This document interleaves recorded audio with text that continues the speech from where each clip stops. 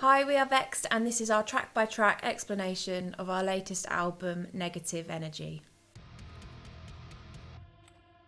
So the first song on the album is called PTSD, and it's an intro track. We quite like to start our albums with intro tracks. I think it just kind of builds a bit more suspense. The whole idea of it is to be like super simple and minimalist and not really give too much away. So we just tried a random number, being like 7, kind of just pulled it out of a hat and just went from there with it. Yeah, I really like the intro. I just think it's stupid. It is stupid, but that's kind of the point of it. Like, yeah. I kind of wanted to get like some sort of storyline almost in there. As the vibe of the album, a lot of it lyrically is about having PTSD and going through a traumatic event, and so having the sort of like noises going on in the background where you can hear like a distressed person trying to like calm themselves down, listening to like a self-help thing, was kind of building up the suspense until it drops into the next song. So the second track on the album is called Anti-fetish. This one took us quite a while to actually write. It's one of the first ones we started writing, and then pretty much the last one we finished writing. It's one of my favourites. Got a lot of elements to it. As super high energy, super heavy, which always goes down well. And the main riff that it drops into originally was completely different, and then as we sort of got more towards the end of the writing and recording process, we were like, yeah, we need to change this up a bit. Jay just sort of came up with some sort of like insane pitch whammy stuff, and it sounded really, really cool. And I think it's a great way to kind of start off the album, really, like the first proper song in.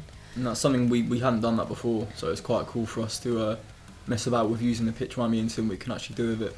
Yeah, it's something we've wanted to do for ages, isn't it? So to start with, I based the lyrics on being a woman in a band and how you can't really be a woman in a band anymore without being told you're trying to copy every other woman in the scene, and how much it pisses me off.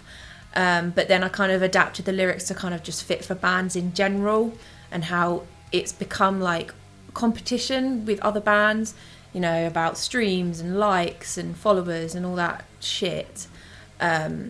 It's just sort of open season for hate comments and comparison. So it almost became like a fetish that people just think it's okay to chat shit about everyone all the time online, and they don't realise how much damage it could potentially do. Like, we're quite lucky, we have really thick skins now and we find it quite funny, but when we first started out it really did affect me. And we decided to call it Anti-fetish because we're against all that bullshit. Done with it. So the third track on the album is called We Don't Talk About It. And the riff originally, I think Jay wrote early 2020, just around when COVID hit.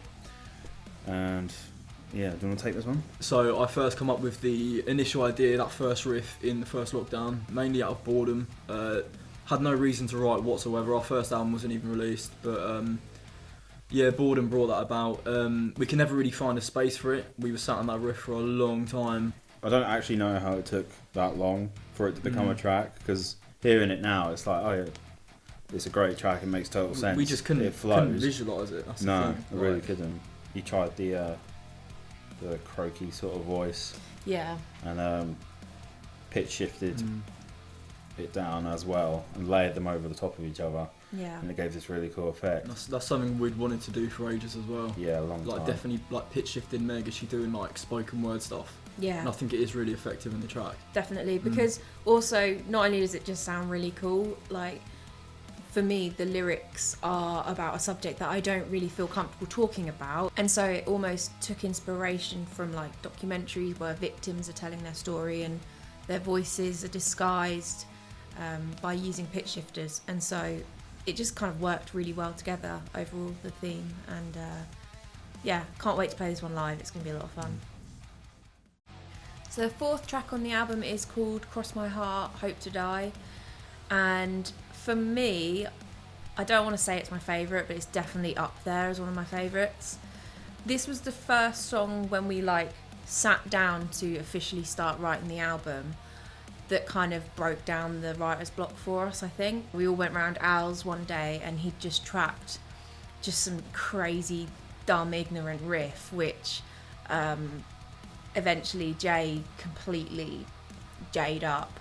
So for me, it's one of my favourites on there for sure. It's definitely got a lot of character. And again, there's a lot of stuff that we haven't really done before. And what I like is that it is like just super non-stop. You've got a little breather before the breakdown at the end, but all the time leading up to that is super intense and relentless, which is kind of what I think makes it so unique. So lyrically, this song is about how ultimately none of us actually know what happens after you die, and I've come to terms with the fact that I'm totally okay with that and at peace with that. And I think it's far more healthy to say we don't know the answers than to be arrogant enough to say you do know what happens and to try and force your opinion on other people. So this song really helped me figure out how to process that, but also that it's totally okay not to know what happens, and it's actually a really good way of living your life. So the 5th track on the album is called Panic Attack. Again, the entire purpose of the song is just to be super like non-stop and intense and kind of just fun, really. Like we always wanted to do something like picky. That's kind of fun to play and super difficult with the kicks matching as well. Just because like I just like the sound it makes when you've got like really tight rhythm just locked in together. It sounds really cool, and just give Willem a really hard time. It's a proper calf burner, but it's definitely worth it. And the transition into the chorus, I just love it. How it's just so heavy and slow and completely different to the main riff. It's ended up being like one of the catchiest choruses in the Yeah. whole album, I think, and it's because it's so simple as well. It's Yeah. just super hooky. Vocally, I love doing really, really fast-paced, like gunfire vocals. It's like my favourite thing to do. And because this song lyrically is about having panic attacks and suffering with anxiety and PTSD, I wanted that to come across in the vocals, where you're just so stressed and in pure panic that your thoughts are going a million miles an hour. And so I wanted to match that feeling with the energy of the riff and the drums, and I think it turned out quite well. I'm really pleased with it anyway. It's going to be really fun to do this one live, I It think. will, Yeah, I'm really looking forward to it, actually. You sure? Well, I'm nervous, but yeah, lots of rehearsals, should be fine. But also, I like how it goes sort of full circle and goes back to the main riff. I don't know what it is about that sort of structure, but every time I hear it, I'm just like, oh yes. Yeah. Yeah, it's a nice way to end a song. So the 6th one on the album is called Lay Down Your Flowers. Again, we started writing it super early on. I think it's probably one of the first ones we actually finished as well. That first riff, I'm pretty sure I come up with it in first lockdown. So we were lucky enough to actually get Lockie from Alpha Wolf to feature on this track, and he just absolutely nailed his parts. By actual complete coincidence, he actually says a lyric about crying wolf. Yeah, just worked perfectly, didn't it? That was pretty cool. Lyrically, the whole song is about like people who victimize themselves and, you know, do things to try and get attention. And so the word wolf comes up a lot. So when it was like, we really, really want to work with Lockie, Alpha Wolf collectively is probably like one of our favourite bands. Yeah. Insanely good, insanely cool. And yeah, it just was like, actually, that works perfectly. The hook I had written for quite a while, and when I heard Jay's riff, I just knew that they would blend really well. And that's something that happens quite often, is you'll write a hook on your own, and I'll have written one on my own, and weirdly they just end up working perfectly. Also, how sick is the breakdown? It's one of the highlights on the album for me personally. Playing that live is going to be insane. It's going to be one of them big moments in the set, definitely. Yeah. Because the breakdown does hit so fucking hard. It's funny as well, because when Meg was recording vocals, as the breakdown drops, just in my head, we had this idea of Meg just shouting, fuck. So we were in Merrick's studio, and Meg was just in the vocal booth saying fuck over and over again. I remember doing the demos here as well, actually, and we kind of live in the countryside, and Meg was just shouting fuck over and over again. And over different again. Variations. And be quite strange to be a neighbour at that time. Yeah, So- it must have been quite terrifying. So track number 7 is called There's No Place Like Home. But lyrically, this song is about when a family member passes away, or anyone close to you, everything sort of changes, and obviously everyone's sad, but people start to show their true colours, and as always, it comes down to money. Yeah. And yeah, everything just gets really ugly, and people sort of forget about what is actually happening. Like, you've lost a loved one, and then suddenly it's about anything but them. Yeah, the last few years has been quite tough on all of us. We've all lost people who are really, really close to us, and that in itself is bad enough and traumatic enough, but then seeing how everybody else around you reacts, it's just so ugly, and it makes the grieving process even more difficult. So There's No Place Like Home kind of felt like it was the perfect way to describe that feeling. Obviously that's taken from The Wizard of Oz, where Dorothy is trapped in a nightmare and just wants to get back home to Kansas, and she doesn't know what road to go down on the yellow brick road, and yeah, it's just confusing and upsetting, and you just want everything to go back to normal, but it just won't. So the chorus of this track was actually quite heavily influenced by Lighter's Murder. We always wanted to do something with some like evil sounding chords, which then drops into like quite a hooky riff. So it was a really fun one to actually be able to do finally. And also, like, we just had a proper laugh doing the There's No Place Like Home samples as well. We didn't want to use the actual sample from Wizard of Oz because, you know, the red tape and stuff, so we just tried to recreate it. It does not sound like Meg at Actually all. Sounds like, is it Judy Garland? Judy Garland, yeah. So I actually had to go into the vocal booth and try and impersonate her voice without any practice, which was quite funny. But I think it turned out okay. Yeah. No, it actually sounds like her. Might get done for copyright. Whenever we start the writing process, we don't know what we're going to call our songs. So each demo has its own name, and this demo or this song was originally called Grommet Mug. And for anyone from the UK, you say the word grommet mug and you know exactly what we're talking about. So anyone who's not from the UK, the famous grommet mug. When you put hot water in it or tea, the nose goes red. That's a grommet mug. The 8th track on the album is called Extremist, and like on our first album, Culling Culture, we have a song called Narcissist. We wanted to try and replicate that on this album, but make it even more ridiculous sounding. So the writing process for this song, we do completely back to front. So I will go and write some lyrics and some rhythms, and then I went into the studio and just put on a click track and just screamed out these rhythms, and then the boys add the music to it. So it's a really fun way. It's stressful, but it's like a really fun way of creating a song because you're never really sure how it's going to turn out. It's not stressful for you. No, it's all right for me. Stressful for me though. And me. Is it though? Trying to learn the patterns. Is it? Yeah. I heard the finished product 2 days before I think it was the day before I was supposed to record drums.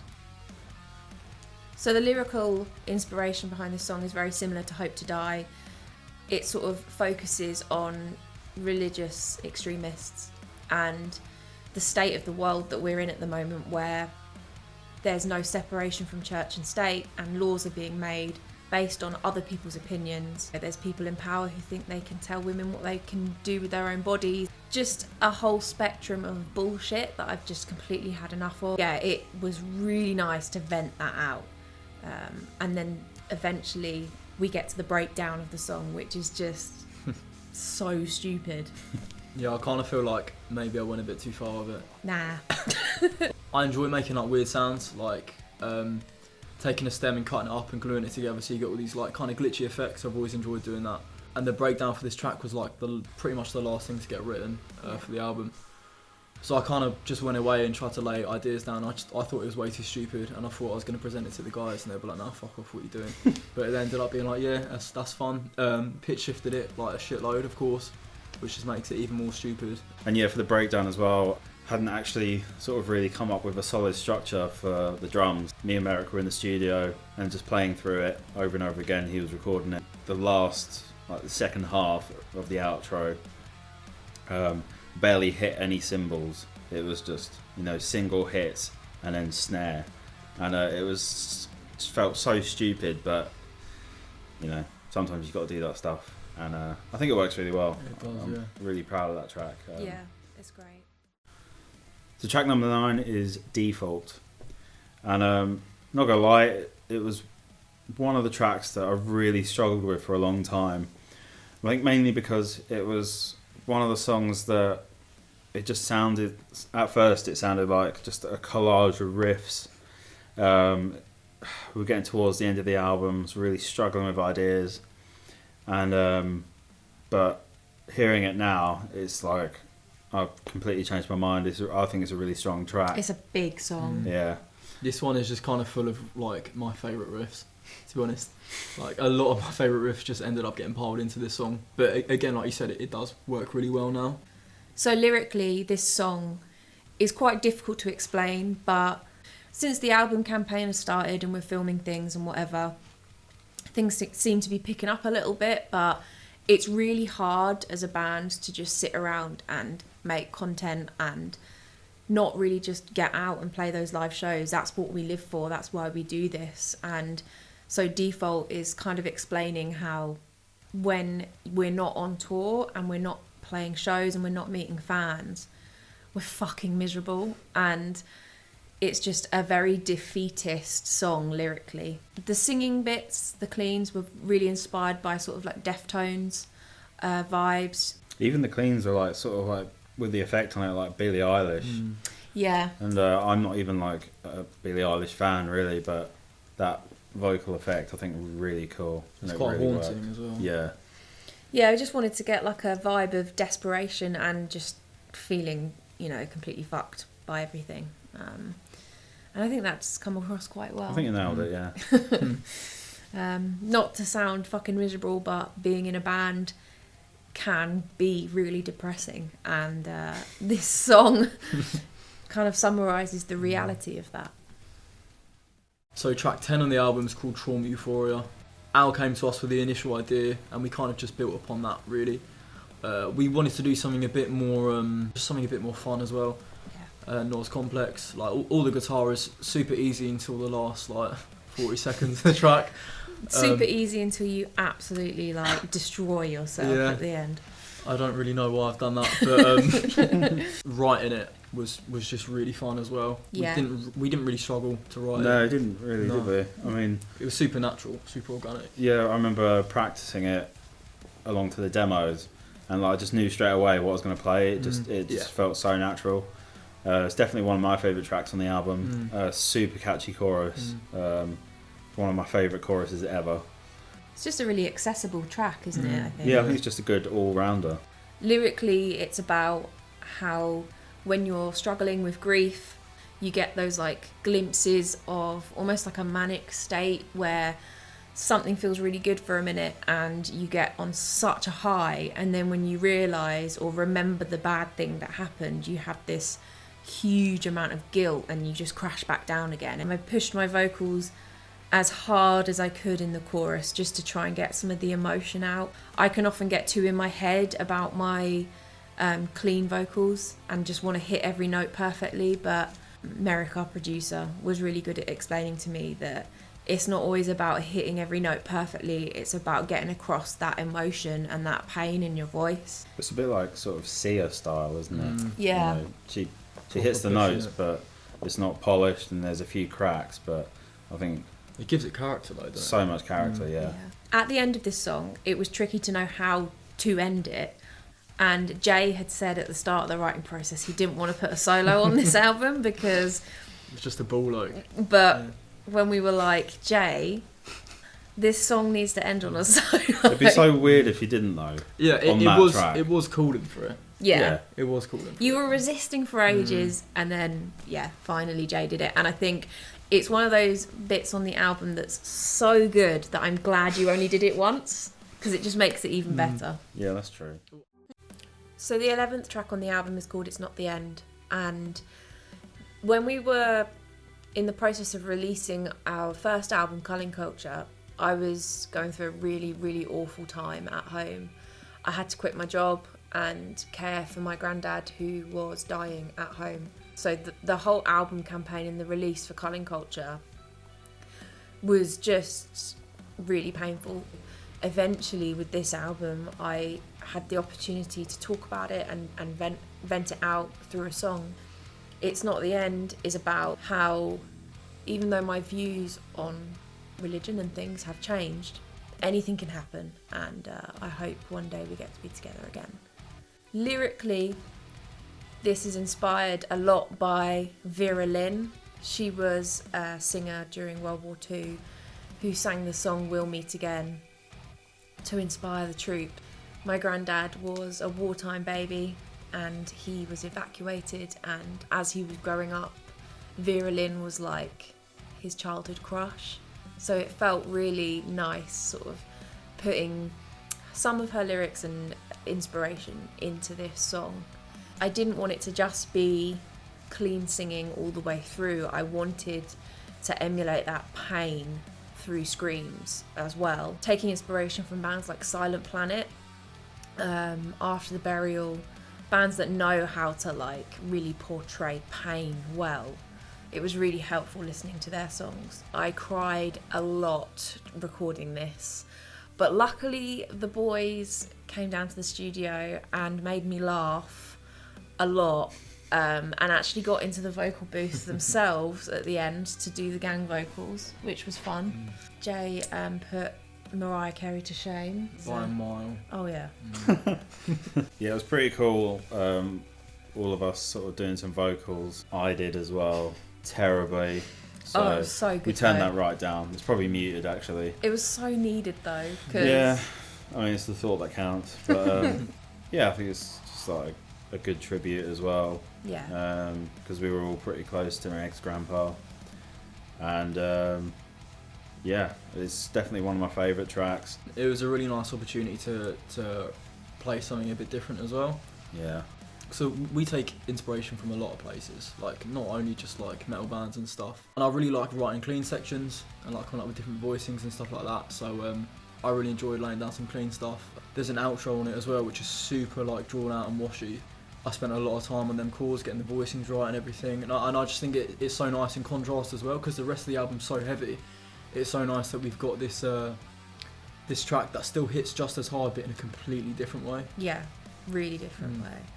I had a sort of drum beat that I'd been just playing at home for a year or two now, and like if I'm just warming up, I'll always play it. Sound check, I'll always play it. I don't know why. I was like, I really need to use that somewhere. And then hearing the verse on this, we did it, and it's just like a simple like hi-hat groove, but I think it actually works really well. And in the second verse, it changes to the hi-hat and the ride bell. Yeah. Yeah, I'm really pleased with it. That second verse was one of the strongest parts of the whole album as well. Yeah, it's like There's so much going on, which is nice. yeah, I really like that second verse. So yeah. DMT is the interlude track on the album, and it comes just after It's Not the End. It's Not the End is such a big emotional track that we thought that the listener would probably appreciate a bit of a break after something so like emotionally heavy, which doesn't really help because this song is quite emotional as well, but it's like a more chilled out emotional. It's got little voice notes of my grandpa in it, which is really nice. But when it came to actually writing the music, I didn't have a huge input on this. This was mostly you guys, wasn't it? So for me, DNT was like the perfect opportunity to actually be able to use a lot of the clean stuff that I've written. Obviously, being a heavy album and stuff, it's hard to find a space for it. So it was just a perfect opportunity. So I laid down the initial idea and then just started adding layers to it and just built it up and built it up. Then we worked with Merrick, our producer. We added a bunch of samples, some light subby bits, and it just was super easy to write. And we created it. that sort of like lo-fi sound as well. Which is didn't exactly it? what we were going We for had as that well. in mind, didn't we? Yeah. Yeah, like whenever we're on tour and after a show, once we've kind of like come off the high and listening to like heavy music in the van and we're all trying to chill out a bit, we'll often put on like lo-fi music to kind of like... It Probably helps, the worst time to put on that music when though. you're trying to stay awake. Yeah. Yeah. You start veering off the road. So the last song on the album is called Nepotism, and we really wanted to end the album with a huge riff, something really heavy, a big breakdown, and just kind of go out with a bit of a bang. Obviously with a name like Nepotism, it might raise some eyebrows or come across a bit controversial, but it's really not that deep. It's just about people not owning up to being helped out with shit. We'd all do it if we had the opportunity to.